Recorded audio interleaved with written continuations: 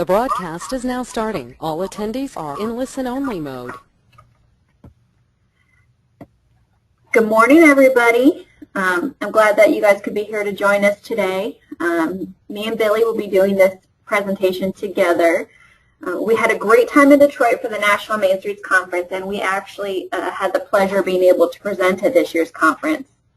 And we've had a lot of requests since obviously we don't have a lot of people who get the opportunity to travel out of state. We wanted to make sure that we were able to bring some of our knowledge and our presentation back here for you guys to see and experience.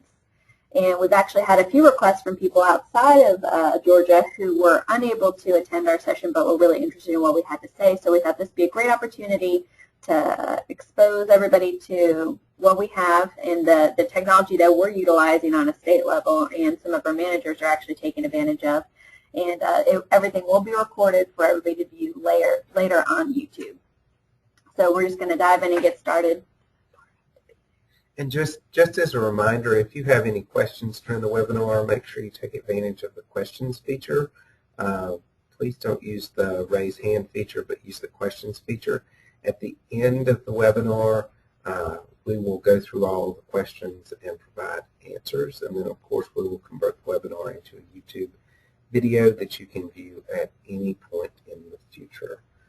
And if you have a question that you feel, needs a little bit more one-on-one attention, you can always email us individually afterwards or send us a group email at mainstreet@dca.ga.gov, and we can always respond back to you.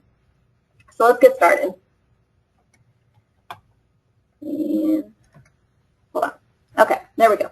So, we have 100+ programs that we're serving throughout the state, and as most of you know, we are an office of 5.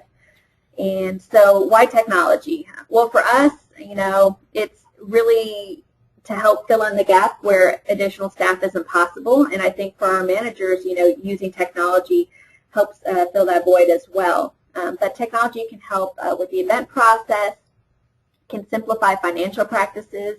I hate it when I go around the state and I still see people using hand ledgers for finances. There's so many easier ways to keep track of your money. Even an Excel spreadsheet is easier than a hand ledger and just helps keep the errors down. Technology is a great way to facilitate better communication, and that's something that we've definitely tried to do since both of us have come into our positions, making sure that we're able to communicate more effectively and efficiently and all stay in the know, I guess.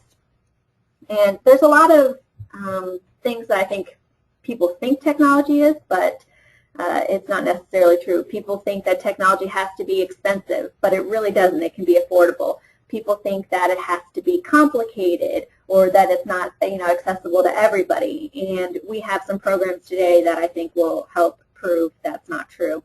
We think it's a great way to facilitate dialogue. It can be efficient, and the great thing is it can also help take you global. So the programs that we're going to be focusing on today are Quickbooks, some different tools for social media, MailChimp, the Adobe Creative Cloud and Creative Suite, GoToWebinar, PayPal, Kickstarter, Basecamp, Dropbox, and Google. These are all programs that Billy and I had used either here on the state level or when we were in our communities in Woodstock and Carrollton, and that we encourage not only our office to use, but also our local programs to use. So the first program we're going to talk about is Quickbooks, and it's very important, in today's political environment that our programs utilize some type of software or utilize some type of person within the local government to track expenses and spending. We live in a world now that has a need for 100% transparency when it comes to finance. And you as a manager have the opportunity to protect yourself by doing things in a systematic approach. And that's where it's important to look at the way you record your financing. A lot of our programs across the state have the luxury of being in-house with the city, and sometimes that means that the city's finance department takes care of all your financials, which is great. But a number of our programs are also emerging in that They have boards for Main Street that may be some type of 501c organization. They may have some separate books for Main Street activities versus what the Downtown Development Authority is doing, or you may have just a completely standalone organization. In that case, you really want to think about the financial software that you use, and a number of our programs are utilizing QuickBooks. It's probably the easiest and most streamlined of all the financing accounting software that's available. It takes the idea of spreadsheets and it puts it into a format that allows you to take advantage of information to make your job a little bit easier. Things like reminders on when to pay bills, opportunities to invoice, creating budgets. It's important for you to set out at the beginning of the year your budget so that the community understands what you're spending your money on and what you need additional resources to complete. And then the most important part of those monthly financial reports that you can provide to your board, you can provide to elected officials, and you can provide to the local community at large. The best organizations are trying to be more transparent about their finances, so putting copies of your budgets, putting copies of your financial reports up online so that people understand what you're working with versus what you already have. So the system is set up so that you can do everything from purchase orders and receiving inventory.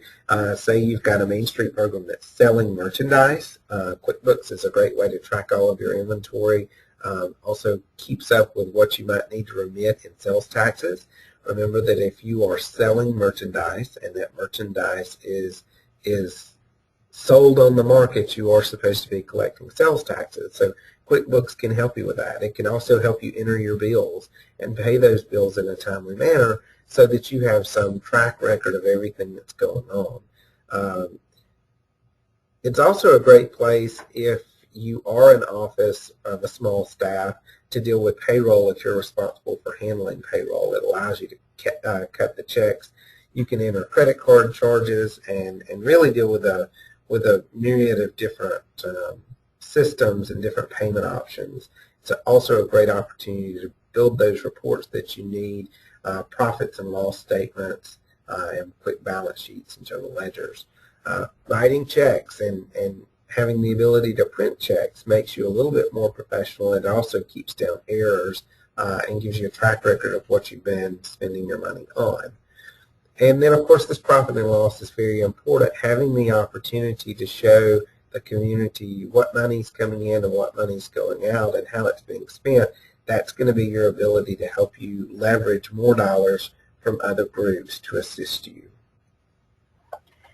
So we're going to talk a few minutes about social media. Obviously, this is one of my favorite topics to talk about. And typically, when we do these kind of presentations, I'm usually talking about, the impact and how to boost posts and how to get more engagement. That's not really what this is going to be about. What we're going to talk about is a few tools and resources that are already built in to a couple of different social media mediums that our programs use. And if you're not utilizing these tools to make your life easier when you're posting or tweeting, these are definitely things you're going to want to consider. So as you can see, social media definitely has a large impact, 1.23 billion monthly active users. 243 million monthly active users on Twitter. I would say those are probably the two most popular right now, with Instagram coming in as a close third and growing every day.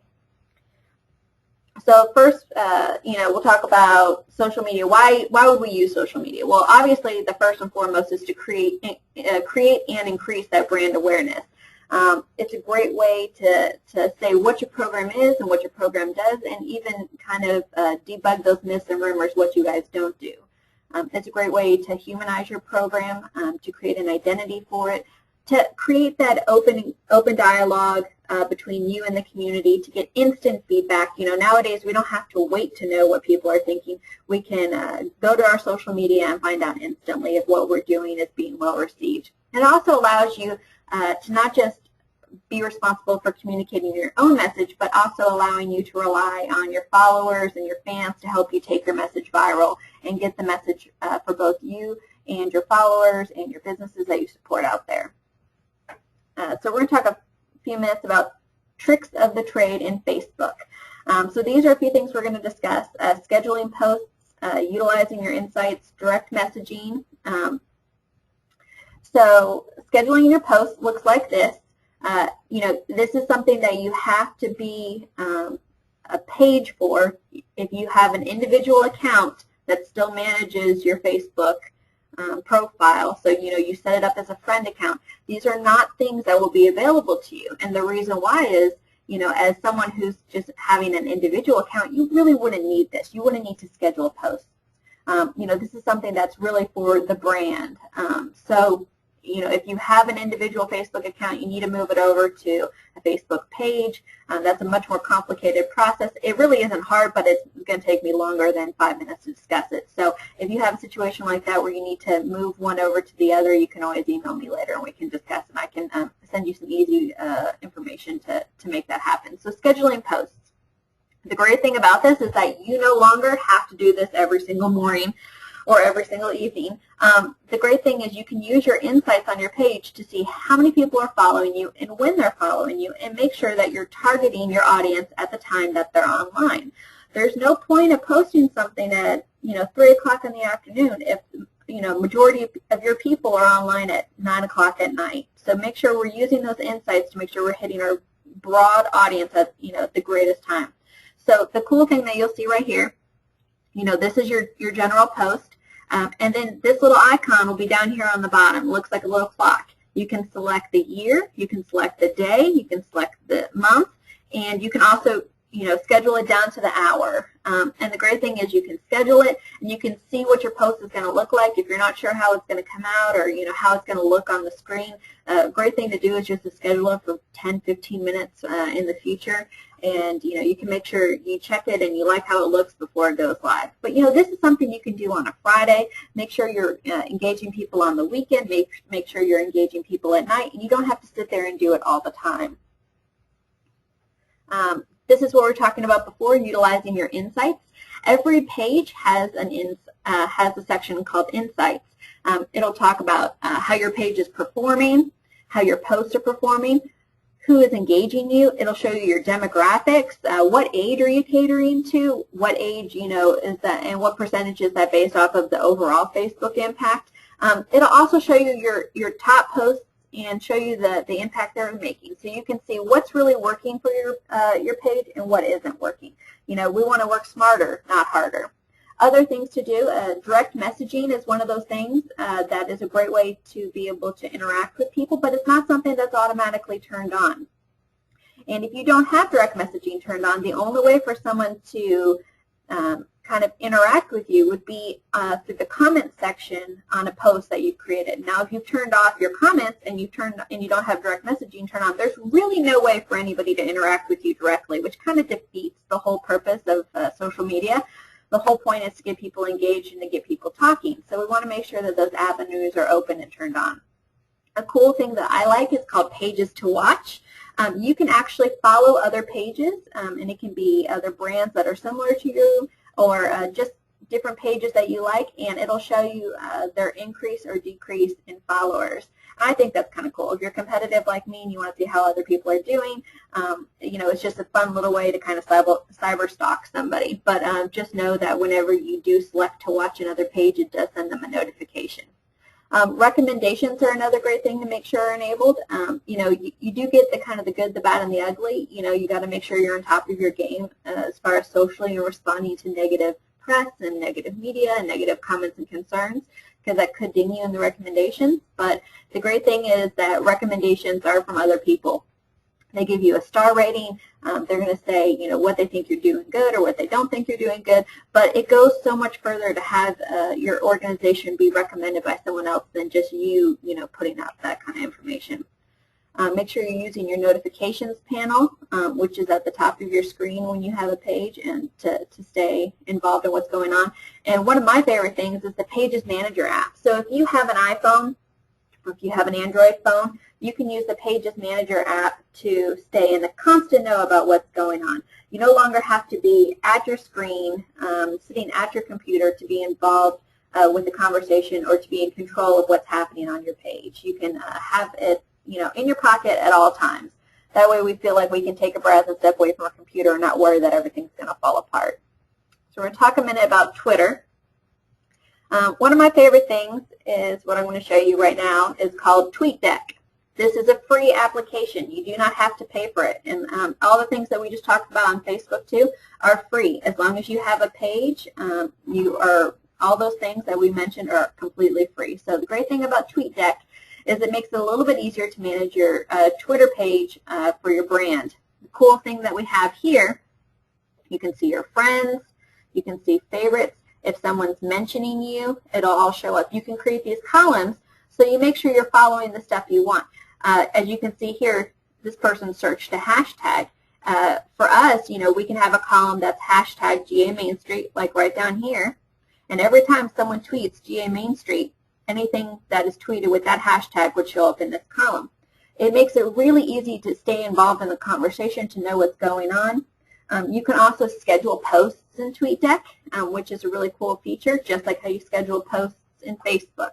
So that way, if you want to make sure that you're engaging people all the time, you can have posts scheduled, but you don't have to necessarily be there doing it all the time. Things to keep in mind when it comes to Twitter, you want to keep it short, and I know you're thinking, but if there's only 140 characters, how can I possibly keep it any shorter? The reason you want to keep it shorter is to encourage retweets, because the thing about retweets is people always want to add a couple words or a little blurb on the front of it, like this is a great idea, or wow, I didn't know. And so in order to retweet, and be able to add something, you need to leave them a little bit of space to do that. So that's just a couple things to keep in mind. Also, there's something called a tiny URL, and you can Google that, tiny URL, and it's a code generator. And the cool thing about it is you can pull up this website, you enter your long URL that you have, and it'll shorten it and give you a tiny URL. The reason I like this is because Twitter will automatically shorten your URL for you. But using a tiny URL makes it a lot easier, because when people retweet it, the tiny URL tends to work better than the automatic shortened URL from Twitter. Sometimes it gets cut off and you won't get redirected to the right place. So using tiny URLs make your life a lot simpler. Okay, now we're going to talk about MailChimp. A lot of people, even us, you want to do weekly emails or a monthly email, maybe it's a quarterly, different ways to communicate with your people, but stay in constant contact, and we're not going to use constant contact. The reason I like MailChimp is because it's free for the first 2,000 users, which everybody likes a little bit of free, right? You can create lists just like you would like a distribution list in Outlook. The way we use it for our programs is that we have our Classic Main Streets have a list, our startup programs have a list, our partners have a list, because sometimes everybody needs some of the same information, but it's not always, applicable to everybody in the same way. So by having these different lists that are customizable, and I can allow people to self-subscribe to them, it kind of helps keep track of everything and keep it in its place. The nice thing is that people can also unsubscribe or self-subscribe as they want to. You can duplicate campaigns. So that means if I create a campaign, an email campaign for my Classic Main Street programs, and then I want to tweak it for my startup programs, I don't have to start from scratch. I can click the replicate button on the campaign, and it just generates the exact same thing, and then I can go in and edit and tweak it as needed. Other cool things that it does is it gives you metrics. So when you guys think that I don't know that you're not reading my emails that I send out every week, you are mistaken, because I can not only tell you if you've opened it, I can also tell you how long you've opened it, if you've clicked on any of the links, and how long you were on it. So it's really cool information to see what people are opening and what people are responding to. Like I said before, you can get up to the first 2,000 subscribers for free. You can send up to 12,000 emails a month, and that is completely free. No contracts, no credit card required. You don't have to put any of that information in. And I will say that they are really fun in how they do things.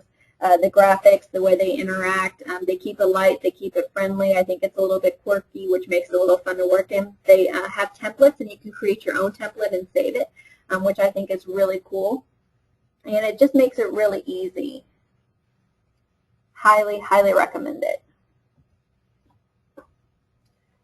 So the next thing we're going to talk about is the Adobe Creative Cloud. And one of the things I'll note about this is pretty much all software that's coming out these days is going to be cloud-based software. So the likelihood that you purchase technology and keep it on a disk is disappearing. And Adobe is one of the companies that's really leading the effort in this. And so the Creative Cloud, for instance, is all cloud-based. So when you purchase into the program, it's one of the programs that we're highlighting that you actually have to buy into. When you buy into it, you're buying a subscription. And basically that subscription provides you with access to the software. But as the software has tweaks and it's updated, it's done virtually through the cloud. And so you don't have to download improvements. You don't get a new disk. You don't have to worry about owning an old version and new software being available. It provides you up-to-the-date software based off of customer support. Additionally, there's a lot of online tutorials with the Adobe Creative Cloud, and it helps provide additional storage space by having that available through a cloud-based format. So some of the programs that you'll find in the Creative Cloud include Photoshop, Illustrator, InDesign, Dreamweaver, Forms Central, After Effects, Acrobat, and Adobe Premiere Pro. Just a heads up on some of these.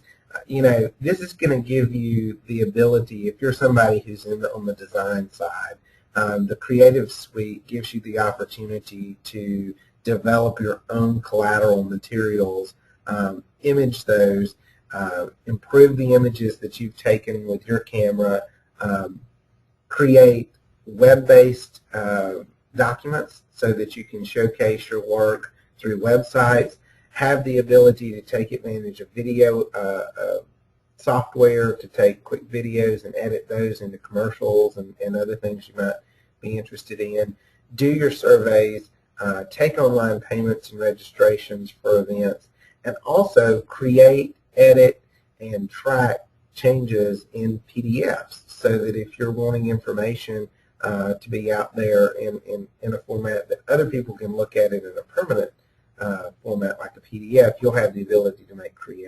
corrections. The memberships are around $50 a month for individuals, but if you're only buying one of the applications, you can get those for around $20 a month. So, for instance, if you want to take advantage of Forms Central, which is the software that we use, instead of taking advantage of the whole Creative Cloud, it can be a little bit less per month. And just to give you an idea, back in the day when they actually did the full discs and you had to buy it, it could be up to $2,500 just to buy the license one time. So this is great to be able to keep that monthly payment a little bit lower. Forms Central is really one of the hallmark programs that we've taken advantage of from the Creative Cloud through Adobe, and it's a really great tool. You're doing your monthly reports through Forms Central. Every time you register for an event that we put on, you're doing it through Forms Central, and so it gives us the ability to set up specific activities and to figure out ways to gather information from you. So, for instance, for registration, it's great because it allows you to quickly create a registration form, integrate PayPal into it so that you can collect money for registration. So say you're having a festival and you want to collect the dollars from the vendors, or you want to collect dollars from sponsors, or maybe you're doing a 5K race and you're selling shirts and registration as part of that, you can quickly integrate payment into it so that you have the ability to basically have a registration system in place and not have to have a person manning it. Everything's done virtually from the collection of information into the payment side. What we really like about Forms Central is it takes the information that is submitted and creates a master chart of information, basically a master spreadsheet, and then it quickly summarizes all of that information into graphs and charts that you can export for your presentations. It'll also create PDF versions of the form, so maybe if you've got somebody who's not online a good bit, you can create a PDF, email it out, they can quickly enter in the information and click submit, and it comes back to you. Another tool that we utilize here on today is GoToWebinar, and this is a great tool specifically as we have emerging technology and emerging needs within our communities. Each of you have board meetings, and we know how hard it is sometimes to get your board together. GoToWebinar allows everybody the opportunity to participate in an environment electronically, even when they can't be together physically. And so today, when we do GoToWebinar for our monthly webinars, we mute all of our attendees so that we don't get a lot of feedback, because we've usually got anywhere from 40 to 100 people on the webinars. If you're having a meeting of 3 or 4 people, a committee meeting or a board meeting, GoToWebinar is a great opportunity for you to show off everything that's part of the meeting. You can pull up PDFs and spreadsheets, you can show video, you can show PowerPoints, and you can hear at one point all the people who are on the webinar. It's pretty inexpensive. It's based on the number of seats that you need. So the cost, if you're having less than 100 people at any event, could be $99, and some of them are a little less than that. There's some fees if you decide to do an annual contract versus a monthly contract. This is one of those technologies that I would specifically sit down with your IT person at the city, because it may be that you can get the city convinced to buy in to GoToWebinar or GoToMeeting, which are basically interchangeable, and just open up a slot that can be used for the city at any time. So it could be used for other boards and other offices as well. There's no software that's necessary for it. Most laptops today come built in with the microphones necessary to utilize this type of software. But sit down with an IT person and really talk about it in your community. It really is an easy way. You can convert all of your webinars by archiving them. You can convert them into videos by recording the webinars and then put all that up on YouTube. So if you want to keep a diary of all the meetings that you have with your board, you could quickly put that up on YouTube and allow people to publicly consume that type of information. If you're looking at design charrettes or you're planning on special events and you want to record that information, you can do it as well. Say you have a facade grant program. Maybe you should do a webinar on the facade grant program, convert it into a YouTube video, and then when people ask about some of the incentives your community has to offer, send out a link to the webinar and say, hey, this is a great one. If you have any questions after the webinar, please talk to me about it. And I love, one of my favorite things about GoToWebinar is the fact that you can really do it from anywhere. Billy and I have both, done them when we're on the road or, working out of the office, and we can still make sure that we're still providing the same level of service no matter where we are. So one of the things we talked about before, PayPal, this is a great tool and a great resource for a lot of the communities to utilize if you're not already. The cool thing is it can integrate with a lot of different other software that's already out there. We love that it can integrate with Form Central as a way of processing payment. You no longer have to use a different form of individual payment processing. You can just use PayPal.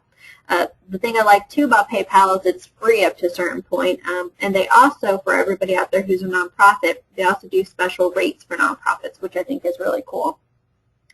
It's a great way to accept payments for events. Same thing as you can create invoices, create and send invoices. People can either, send you a check then with that invoice, and you can process payment that way, or people can pay directly with credit cards. You can also get paid. I really like this. We use it for our design services office.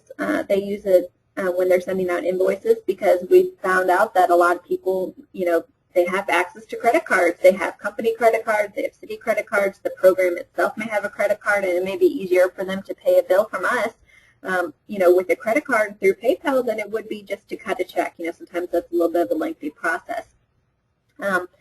Other cool things is that you can have different users have access to it. So, some people, like me and Billy, would have master access, so either of us could change everything, but we can also grant access to other people in our office so they can see the transactions or create invoices, but may not necessarily have the power to go in there and change stuff. Other cool things that we like is that you can link it to your bank account. so that you can direct transfer money over instead of having to get a check cut, and there's no fees associated with that. We can transfer money to an attached bank account for completely free. Another cool thing is that they will give you swipers like the one you see on the screen, and those they'll give you for free too, because it's a way of taking payment, and they want to make it easier on you. We actually called them up one day and we're like, hey, can we get 4 of these, because we do a lot of registration. It'd be great if we had a couple. And they were like, sure, just tell me how many you want, send them to us for completely free. Another thing that I like that PayPal does now, which is relatively new, when I was working in Carrollton they didn't have this, they actually have a PayPal debit card that you can have. And the cool thing about that, it works just like a checking account debit card would. You can only spend the money that is in the account. So if you've got $2,000 in your PayPal account, you can use your debit card just like you would a credit card. You get a PIN number. You can sign for stuff. It allows you to almost kind of have a bank account without having a traditional bank account. But the cool thing is you can't go into debt. You can only spend the money that you have in there. And like I said, you can have a PayPal account for free. Typical transaction cost is $2.9 plus 30 cents per transaction. Nonprofits can get it as low as 2.2%, and I will tell you that is very competitive with everything else that is out there. Kickstarter is another great way to raise money. It's kind of crowdfunding. This is non-traditional. You may have heard of it. You may not have heard of it. Some celebrities use it to fund bigger projects like movies. Like if you're a Veronica Mars fan, Kristen Bell used it to fund the Veronica Mars movie that they're doing. But the everyday person can use it as well. I've seen small businesses use it as a way to maybe get a new pizza oven, or maybe pick up a new line of clothing or something like that. And the cool thing is that nobody pays until you reach your goal. So if you have a project you want to fund, maybe you want to do some plaques in the downtown, you're going to do these cool bronze plaques. It costs you $12,000 to be able to put them up. The great thing is people can commit to funding it, but until you've reached your $12,000 goal, nobody is out any money. It's a great way to get that buy-in from the community. You can create different levels with different incentives, which I think is really fun. Since their launch in 2009, over 850 million people have $850 million has been pledged by more than 5 million people, funding more than 50,000 creative projects. And the thing that I think is cool about it is, you have to keep it fun, you have to keep it interesting. They allow you to do pictures and videos with it as a way to kind of get more buy-in from the people who will be viewing your campaign. The way they make their money is that they keep 5% of the fees. So if you know that ahead of time, that's half the battle. You can build that into kind of like your overhead to make sure that you're making up that money. Of the projects that have reached 20% of their funding goal, 81% were successfully completed. And out of the projects put up on Kickstarter that have reached 60% of their funding goal, 98% of them were successfully completed. So it's not a guarantee. It's not like, just put it up on Kickstarter and you're going to make money. That's not how it works. But if you do it the right way, if you have the right project, if you're creative about it, if you use your social media to push your Kickstarter campaign, and you really get people involved and behind you, it's a great way to be able to fund a project and get people involved. It's just reinstating the quote that I said before. Give me a second. Okay. One of my other favorite programs that is out there is called Basecamp. And you may or may not have heard of it, but it is a project management program. They do a free 60-day trial, which is awesome. And for some people that might be enough to get you through, your first event, see if you really like it. It is all cloud-based, so the cool thing is you can access it from anywhere. Supported on all kinds of techie devices, and I love that you don't necessarily, not everybody has to have it in order to use it. So using Basecamp, you can define and delegate work, establish deadlines, review work in progress. They give you cloud space for storage of documents. And the cool thing is that if our office is using it, and we're actually working with the National Main Street program to use this software for the National Main Street Conference so that everybody can stay in the loop and make sure that we all know what's going on. But the cool thing is if the National Main Street Center is using it, they can send me tasks and deadlines. They can send Billy tasks and deadlines. We can all see what each other is working on and all be engaged at the same time. It's as low as $20 a month, and like I said, the cool thing is if one of us has it, we don't all have to have it, just the person who's like doing the event. But I've seen programs use it even for their committees, you know, a great way to keep committees involved and involved in the work plan but not have needless meetings. I'm one, you know, who's like, don't meet if you don't have something specific to do. But it doesn't mean you don't have stuff overall that you're working on. So a great way to keep people in the loop is using Basecamp, and you have your work plan, your annual work plan, broken down in your tasks and projects. You have your different committee members who have access to it, and you can delegate work, and it really lets you all stay, you know, on the same page. And if you have any friends that are teachers, this is also something great for them to use. And they can do it for free, which I think is really cool. So another great program that we utilize is Dropbox. And to give you a great example of this, the other day, maybe a couple months ago, when we had the fire up in Clarksville, Georgia, I was sitting in a meeting with several other people here at the agency that was put together at kind of last second to see what we could do to help Clarksville. And the question came up, okay, you know, who can tell us some pertinent information about downtown Clarksville where this fire was located? And quickly I was able on my personal iPhone to pull up our shared Dropbox for the Main Street program. And within that Dropbox, we have a folder for last year's assessments. And so the entire assessment document that was turned in from Clarksville, I had quickly in my hands, even though I wasn't at my desk. And I could pull up all the information about the community, including who the mayor was, how to get in contact with the mayor, how many buildings are in the downtown area, what the vacancy rate is, whether or not it was a national district.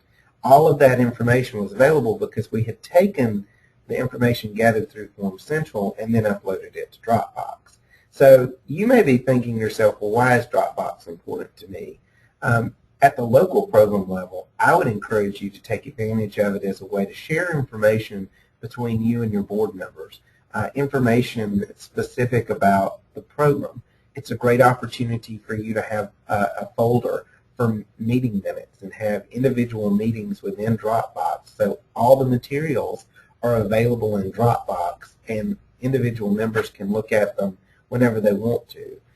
It's a great place to put information about your real estate. So as you're working on your downtown portfolio, taking the information from say the tax assessor's database and taking property cards and making copies of them to Dropbox, so that as you're walking around downtown, you notice a building's vacant or you notice somebody looking in on a vacant building, you can quickly on your personal smartphone pull up information about that building and have a conversation about it.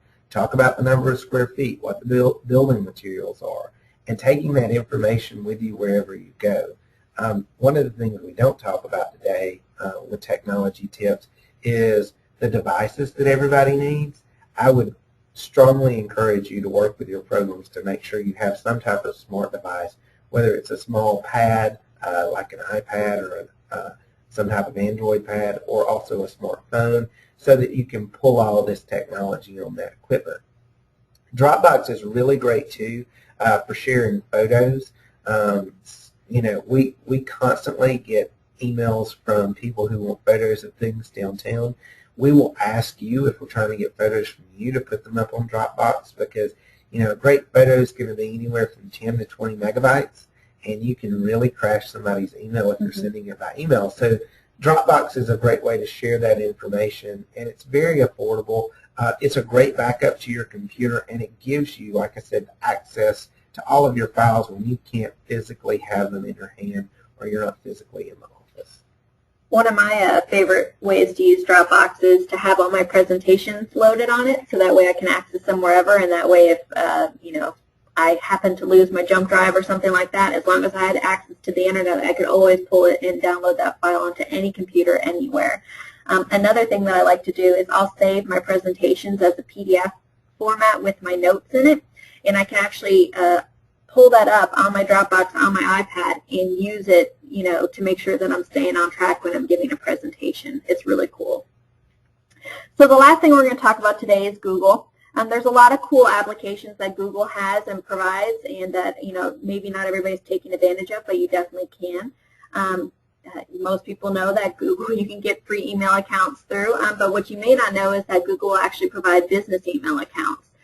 So if you want that official, Main Street Byron program, at the end of your email signature, or, so you want it to be Main Street at, Byron Main Street, or, Tiffany at Byron Main Street, or something like that, you can get your own end email address for as low as $4 a month per user. So, if Billy and I really wanted to, we could have Billy at GeorgiaMainStreet.com, Jessica at GeorgiaMainStreet.com, and that would only cost $8 a month, which is really cool. And I think that's nice to be able to have that professional-looking email signature in there. It's a great way to do and share documents. If you don't have Word, you can actually use Google Documents as a way of typing up documents and sharing information. You can share the information in the cloud. They have their own photo manager. It's called Picasa. If you don't have something built in on your computer, that's a great way to keep track of all your photos and be able to edit and tweak them. They have their own built-in blogging tool. They have a calendar. You can share and sync up calendars to make sure that everybody's on the same page. And YouTube is actually a part of Google. All these things are free. So being able to share documents in the cloud, photos, blogging, calendars, YouTube, all these things, other than having, spending the $4 a month for a special email signature, all those things are free. And so I think it's a great way to be able to look professional, to have access to professional tools, to have stuff in the cloud, to be able to access it no matter where you are, at a very, very low cost or no cost. So that is the end of our presentation today. I'm sure you guys have some questions that you want to ask us, and we'll give you a second to get those in. This is our information where you can reach us. That is our group email at the top right there. If you substitute billy.peppers or jessica.reynolds, you can reach each of us individually. And you can also find us on Facebook. That's our Facebook URL, and that number below will actually get you me. So, if you have any questions, follow-up information that you need from us, any further discussions regarding these topics, we would love to have you reach out with us and communicate. Well, since we don't have any questions so far, feel free to email your questions to us, and we will get back with you on any information that you need about these tools. And we hope that you have a wonderful day, and we will see you next month on our webinar series in July. Have a wonderful 4th of July, because we probably won't see you before then, and we look forward to catching up with you later. Thank you, guys.